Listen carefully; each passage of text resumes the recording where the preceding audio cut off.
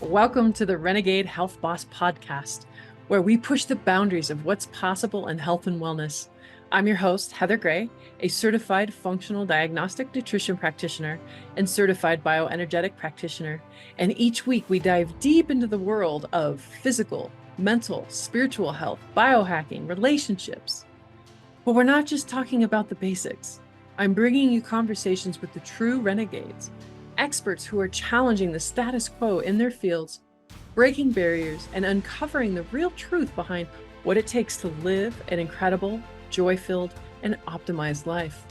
If you're ready to step out of the ordinary and step into a life of extraordinary health and happiness, you're in the right place. Let's get started on this journey to becoming your own Renegade Health Boss. Before we jump in, let's hear a word from our sponsor. Dr. Nathan Bryan here with our N101 nitric oxide orally disintegrating tablet. You know, nitric oxide is a gas, so how do we deliver a bioactive gas in a solid dose form? We've created a solid dose form of bioactive gas. This lozenge, which is designed to have a resident time of 5 to 6 minutes. So you take this lozenge, you put it in your mouth, don't chew it, don't swallow it. Let it dissolve. As it's dissolving, it's releasing a certain amount of nitric oxide over a certain period of time. And that release of nitric oxide is designed to recapitulate nitric oxide production and nitric oxide signaling. So if your body can't make nitric oxide for whatever reason, this product delivers it for you. But more importantly, the technology in this lozenge recouples the NOS enzyme, so we improve endothelial function. We improve the body's ability to make nitric oxide on its own. And because it's an orally disintegrating tablet that sits on the top of the tongue and moves around, it's killing the bad bacteria. It's maintaining the diversity of the oral microbiome. We're improving the nitrate-reducing bacteria, so we're improving the oral microbiome. So this product generates nitric oxide and improves the body's ability to make nitric oxide through both pathways, endothelial nitric oxide production through restoration of the oral microbiome. There's no other product on the market that does what this product does. This is an orally disintegrating tablet that releases nitric oxide. We can quantify it, we can detect it, we can verify it. So if your body can't make nitric oxide, we do it for you. N101 activating lozenges. Get it today.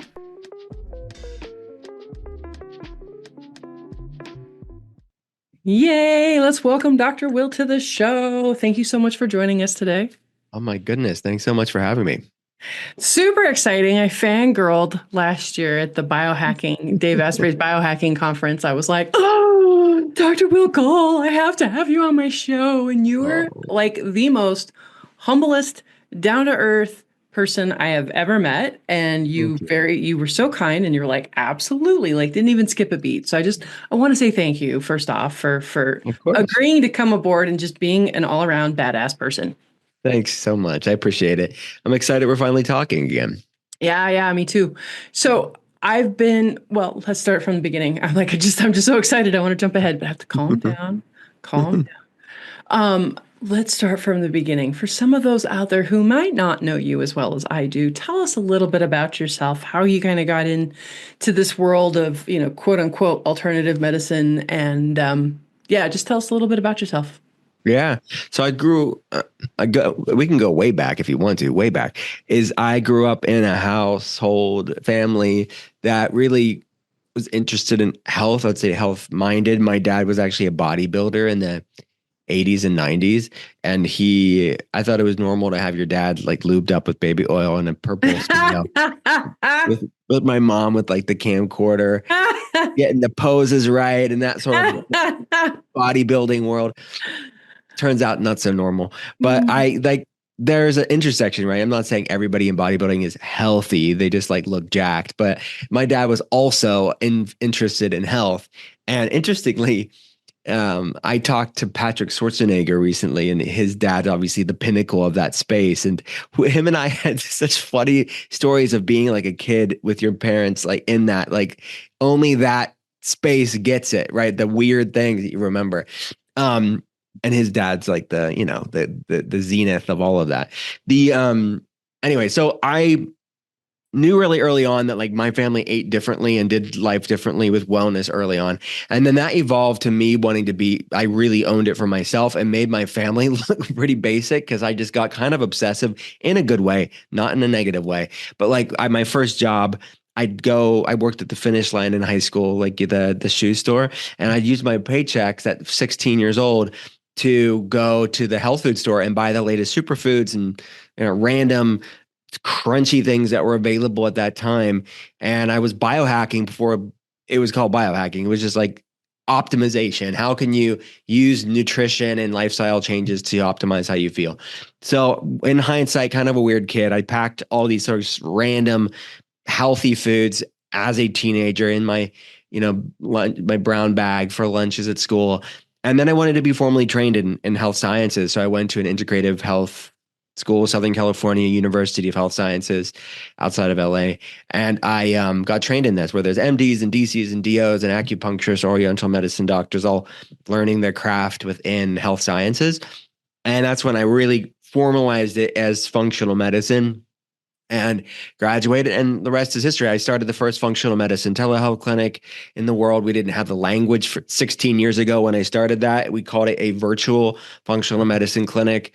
But for 10 hours a day for all of these years, that's what I've been doing, is running labs for people around the world, tailoring a protocol to optimize how they feel, whether it's hormone problems, brain health issues, gut health problems, autoimmune problems. Those are my people. Those people that are very well read. Typically, they know more than most people know, but they are not, they're stuck at a plateau. They're spinning their wheels. There's something missing from their health puzzle, and I want to solve that puzzle.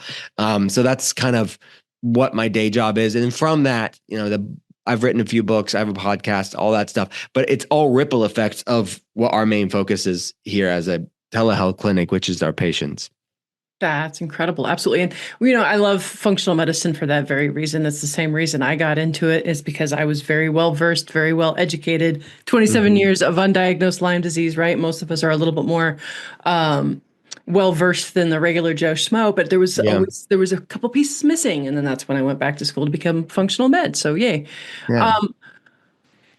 We're going to go to a break here real quick. When we come back, I want to dive deeper into some of the most common missing pieces that you see with folks. And then I also want to touch on all the amazing shit that you're doing in front of Kellogg's doors. Like, I want to dive deeper into that conversation, because it's such a near and dear, it's heartbreaking what we've been doing to our kids unknowingly, what the government's allowed in our food, the toxins, like, it's insanity. I wanted to be there with you guys so bad. I think I was at a different conference at that time, but I was with you in heart, but I was like, to be there. But I want to touch on that too. So for everyone else, don't go anywhere. We'll be right back. Stay tuned. Hey there. I used to not be able to drink coffee. I always reacted to it horribly. It hurt my stomach. It made me over jittery and would inflame me and cause histamine issues. But not anymore. Now that since I started drinking Danger Coffee by Dave Asprey, it's his next level of coffees. He came out with Bulletproof, and now this is the next level up. So it is mold-free, toxin-free, and he infuses it with minerals and electrolytes. So unlike other coffees, they can actually pull minerals and electrolytes from your system because it's too acidic. It actually helps replenish those. And so I don't react to it at all. I get to have my bulletproof coffee with my MCC oil and my grass-fed butter, and I don't get the jitters, I don't get the crashes, and I love how focused and energized it makes me feel. Again, non-toxic, mold-free, infused with minerals and electrolytes. I absolutely love Danger Coffee. Make sure to check out my website, thelymeboss.com. Go to the resource section and get yours. Fantastic. Welcome back. Super excited. So let's first jump into, what do you see are some of the more common missing puzzle pieces that the people are missing in their own health journey? And then, like I said, we'll take some time to talk a little deeper about why the crusade against Kellogg's and how all that is going. And Yeah. So I think labs are really the topic that I think that you talk about missing pieces. It's going to be dependent on the individual. So there's really a confluence of different factors that could be potential issues. So a comprehensive health history is first and foremost. So health history will inform a good clinician what are the most appropriate labs, so we can be comprehensive but still be practical and cost effective, and not just running extraneous superfluous labs. And then running the appropriate labs and getting, like, what are the proverbial stones that have something underneath it? Like, what are the most likely to have something underneath it? And then, you get data. And when we're looking at multiple labs perspective from their vantage point, why someone feels the way that they do, you can give people answers. And it's typically for most people, not one thing. It's going to be this sort of entourage effect of imbalances and dysfunctions and dysregulations and deficiencies and toxic burdens that are at play here. So some of the, with that said, that's my context of like, well, health history first determines the issues. Because in healthcare, when you're dealing with chronic health problems specifically, autoimmune problems, brain fog, fatigue, anxiety, depression, any sort of metabolic problem, hormonal problem, those are like proverbial check engine lights. These symptoms are. So the check engine light's on when you have a set of symptoms, and health history and stuff will determine, okay, what potential diagnostics should you run? But like when you go to the mechanic doesn't just cover up the check engine light and say, see you later, see you in 6 months, then put a sticker over that check engine light. If they do, get a new mechanic. But most people, I mean, mechanics are going to hook up that car to diagnostics. Well, that's what we're doing in functional medicine. What's underneath that metaphorical hood, so to speak, that's misfiring, that's dysfunctional, that's imbalanced, that's deficient, that's at play there. So they're like the analogy of just because it looks like a duck doesn't necessarily mean it's a duck.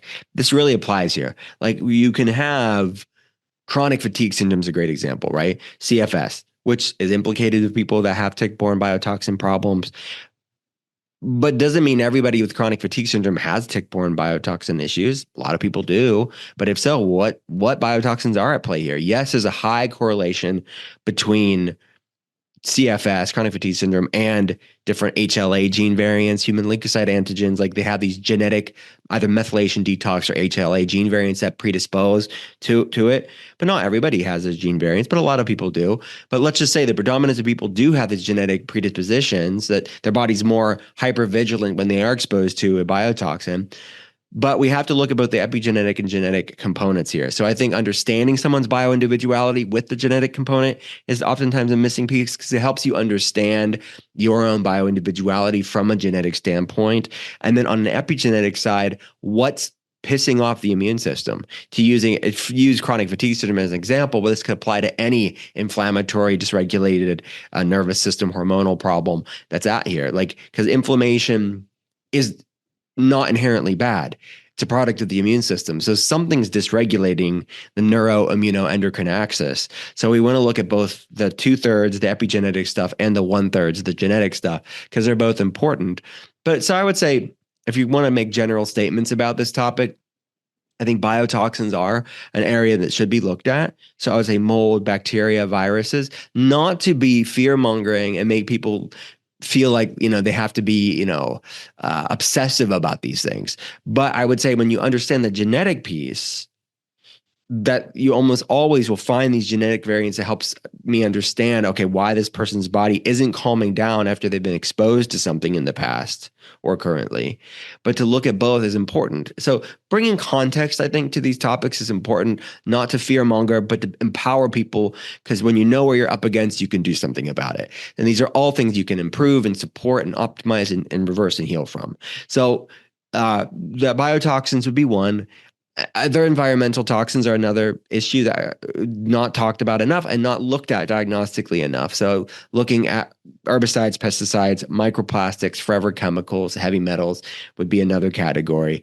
And then obviously part of this is looking at your gut health, which is another, not a missing piece, I think, within our space, but I think conventional medicine certainly, it's changed over the past 15 years in awareness in the populace, but they're still not going to their GP, their PCP, and getting a microbiome test. Hopefully that will change sooner or later.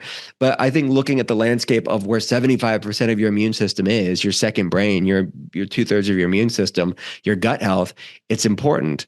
So those, I would say, are some of the physiological things that are oftentimes missed. Nutrient deficiencies are a little bit more basic, but I would say oftentimes overlooked. So looking at things like magnesium, iron, B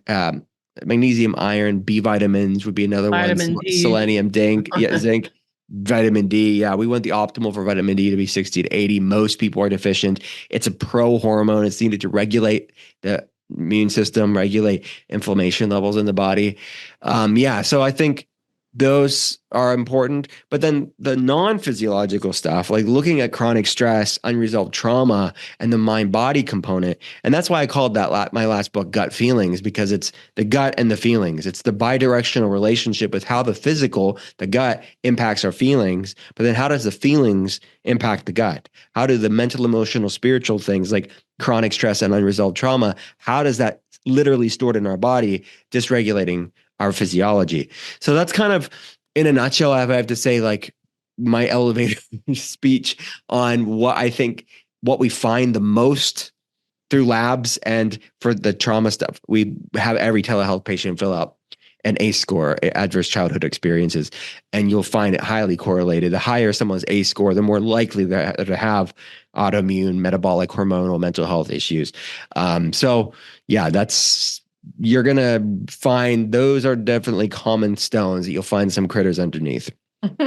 I love talking about the ACE scores. I even bring it up in my stand-up comedy routine, talking about the correlation between my ACE scores and then how I ended up on a stripper pole when I was older, and then how I ended up with 3 chronic, autoimmune issues. There was definitely a correlation, a path that set me on that trajectory. So if you can't laugh at it, right, you gotta. I also talk about atrazine in the water, and could that have been the reason my kid is transgendered?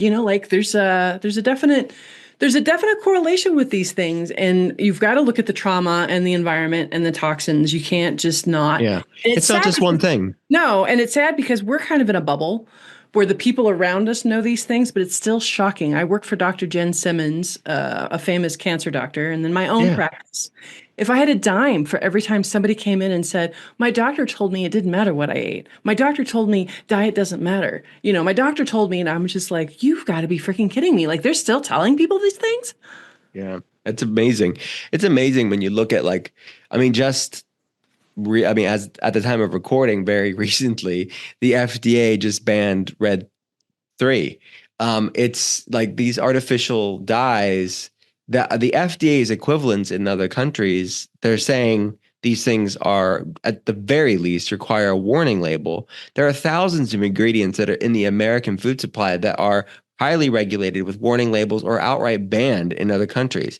So for American doctors, look, they can call people like you and me woo-woo.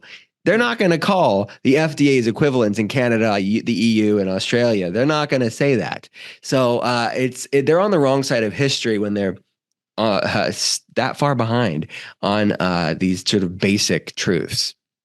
Absolutely. So with that being said, this is a great segue talking about red dye number 3.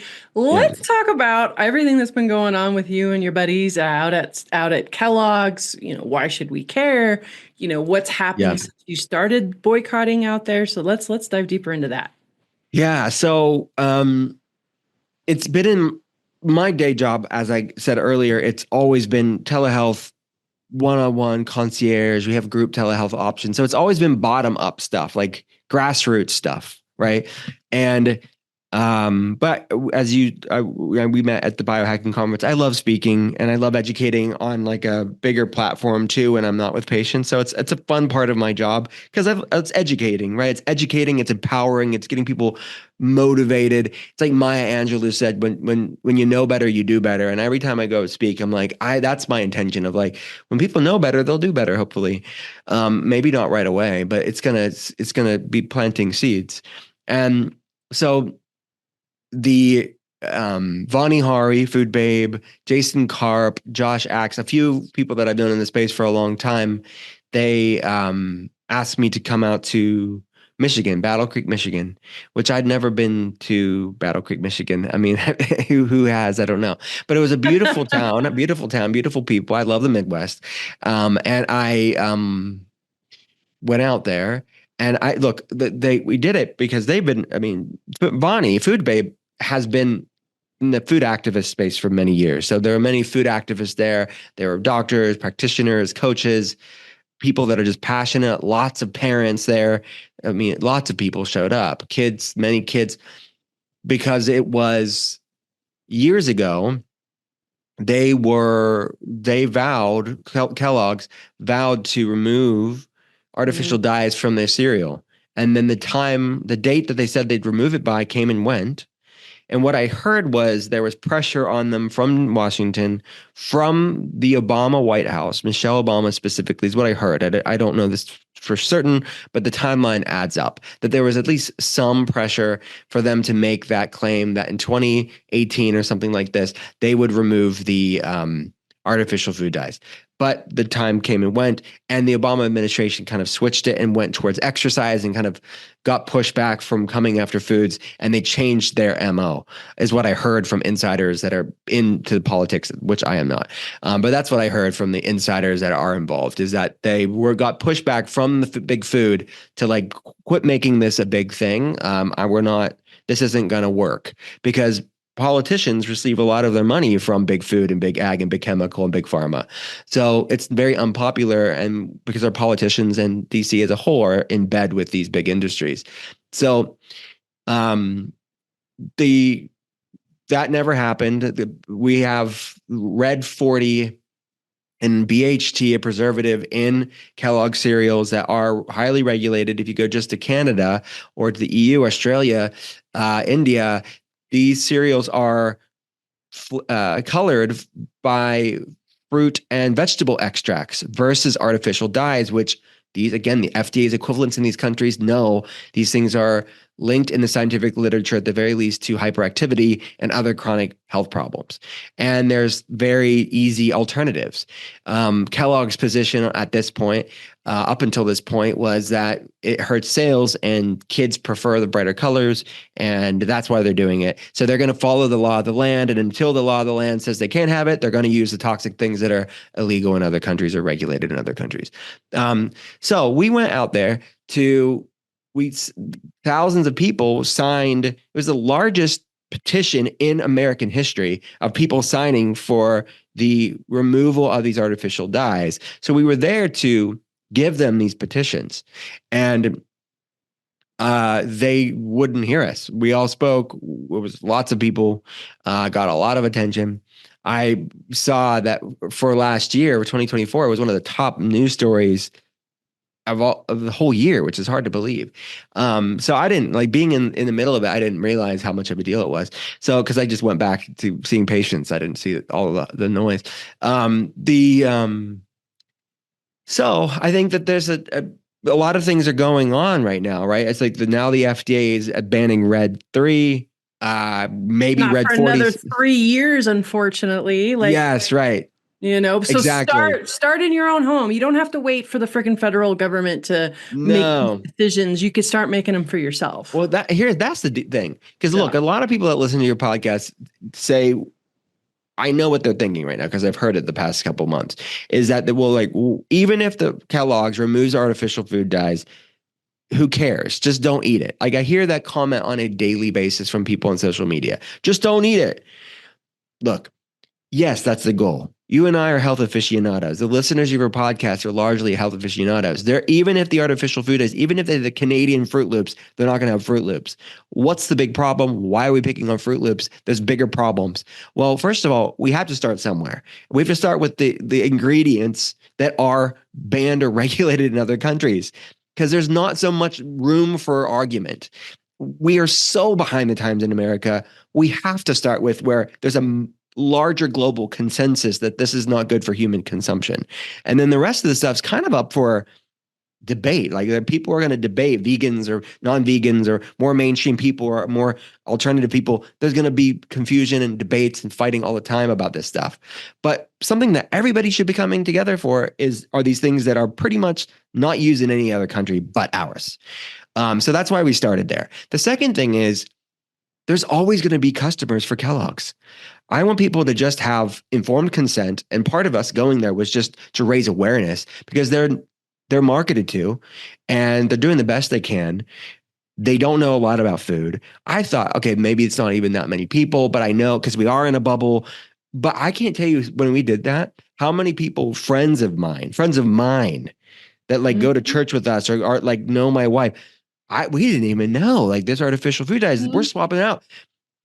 We are just scratching the surface of the amount of education that people don't even know what's in their foods.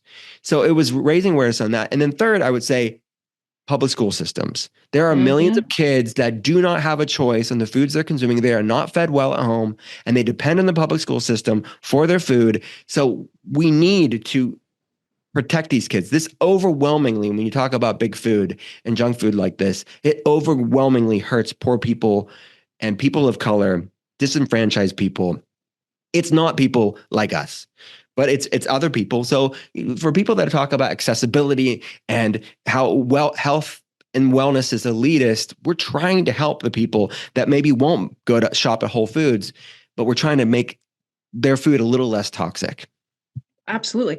We were brainwashed. I was brainwashed. That was also part of my, trauma growing up is I wasn't raised in healthy food. I was raised eating a SAD diet, right? A standard American diet. I was raised with, this is a part of a balanced breakfast. Bullshit. That's diabetes in the making, right?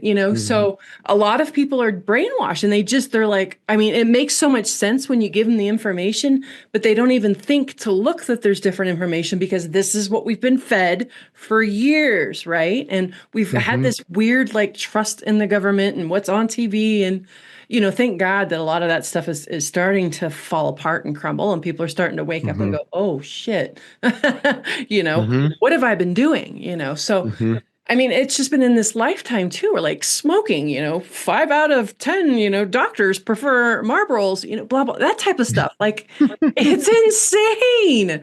Yeah. It's absolutely it will insane. be. I think a lot of the foods we consume today we'll look back in a few decades. It will be like smoking in the 1950s. It's like, what were people doing? They're smoking as they're delivering babies. It's going to be like, we were feeding our kids. What?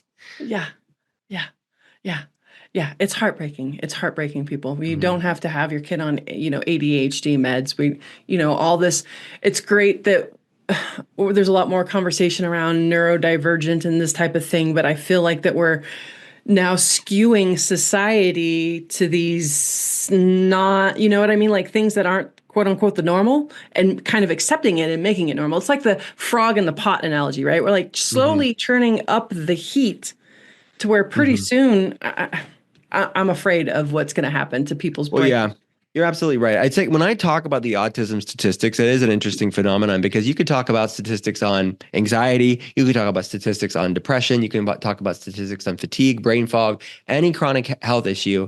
But for autism, there's this sort of cognitive dissonance where it's like you're somehow demonizing the child or the person that's on the spectrum because we have normalized it as who they are. Look, humanity has always had neurodivergence and diversity of people. That's not what we're saying, nor are we demonizing and saying there's something wrong with them. But it's just not opinions. You can go on PubMed. There are copious amounts of studies in the scientific literature looking at the neuroinflammatory component for kids in the spectrum. So if it's inflammatory in nature, if it's something that can be reversed, it's not their personality. If it's something that's inflammatory, it's not their personality. And it just because, as I say oftentimes, just because something's common doesn't make it normal. Just because we think we normalize things in culture, whether it's ASD as saying, yeah, it's all 1 in 50 kids or whatever the statistic you want to cite. It's not normal. It's just common, but they're going to be the best version of themselves. We know there's genetic components to these things. We know there's epigenetic components to these things, but we want the kid to be the most regulated, happy, healthy, grounded version of themselves. And they're still going to be different. They're still going to be unique. We're not making robots, but they're not going to be having digestive problems and stimming and living a very dysregulated life with dysregulated neuroimmunoendocrine axis. So this is something that it's not completely the same, but it's very similar to the epidemic rise of metabolic problems too. It's I was just going to bring up weight loss, the same thing, health don't fat shame me. And it's like, I'm not fat shaming you. It's unhealthy. Yeah. Health at every size. There's no such thing as bad food. It's the same people like, it's autism. There's nothing wrong. Well, there is, maybe wrong is the wrong word. But maybe it's, are they thriving? Are they the best version of themselves? And it is pandering, placating, and enabling is not love. And pandering, placating, and enabling yourself isn't self-love. It's self-sabotage. Oh my gosh, where's my mic drop right now? Like, boom, right there. Beautiful. I knew we were going to have so much fun. Oh my gosh, I love this conversation. So we've given a lot of a lot for people to ponder right now. What are some of the, I don't know, give us like one or two takeaways of things that people can start doing today to start reversing some of these health issues and, possibly finding those, besides lab results, finding those missing puzzle pieces. Yeah. Well, I would say we could talk about labs for a second, because I do think, considering if you haven't ran labs, running a basic inflammation panel, high sensitivity C-reactive protein, looking at homocysteine, looking at a basic metabolic panel, a comprehensive metabolic panel would be great, but like a fasting glucose, A1C, looking at all of that, because it's estimated that only 7%, some studies cite, of the United States falls in line with these optimal ranges of metabolic health. I mean, that's 93% of the people aren't going to be optimal in these ranges. And these are basic labs that anybody can run. Like, we run them for telehealth patients, but any conventional doctor can run them too. But we want to look at optimal, not average. The labs reference range is based on a statistical bell curve average of people who go to labs, which you know. But for people that don't know, we're looking at a tighter, like, where does longevity reside? Where does you feeling and looking your best reside? That's the functional range where your body is functioning the best. So we're looking at optimal, not average, in functional medicine. So looking at your metabolic markers, looking at inflammation markers, looking at nutrient deficiencies that we talked about earlier, I think would be good. A full thyroid panel would be good. So I will just touch on that briefly. And this isn't something you could do now, but you can do soon. Is like, maybe this is your this is your sign. If you knew you needed to get labs, maybe get labs. And number two, I would say, if you haven't looked at what I would call the inflammatory core four, start there. That's the four food ingredients that are most likely to dysregulate the body. So that's gluten-containing grains. Now, look, is it the hybridization? I would assume, my opinion is, it's a confluence of factors. So the hybridization, the spraying herbicides, pesticides on the wheat, the proper preparing of the wheat, and we are not soaking and sprouting it. We're hybridizing it. We're spraying junk on it, and we're over consuming it. The fermentation of grains like sourdough behaves very different than regular grains. So I think looking at it through the lens of an ancestral health perspective is typically what I do. And all of this is predicated on that sort of ancestral health perspective. So researchers estimate that 99% of our genetics haven't changed in 10,000 years. So our world has changed very dramatically in a very finite period of time when you're putting that in context with human history. So gluten, wheat, rye, barley, spelt, the protein in those grains are not what our ancestors would have consumed, not what our microbiome would have consumed. So there are better for you versions. The reason why I'm saying this is that it's easy for me to say gluten, da da da da da da, but the context around it is like more important, more interesting to me. I think, like, is there better for you versions of wheat? Yeah. Are some people still going to react to the better for you versions of wheat? Yeah. But that's bio-individuality. Some people do tolerate the better for you versions. So looking at wheat, looking at or gluten, sorry. And the second would be industrial seed oils, which is a little bit more contested in the wellness world. But looking at canola oil, vegetable oil, soybean oil, the ratios of omegas 3, 6, and 9 in the modern Western diet, in my opinion, is really the problem, and the toxic manufacturing of these, like the petroleum-based processing of it. And these oils are highly rancid and really sensitive to oxidation in light and heat. But I've seen studies recently actually they looked at, it was 100 men who had prostate cancer, and they were measuring this Ki-67 cancer marker, that the higher this marker increased, it was a marker to gauge aggressiveness of the cancer.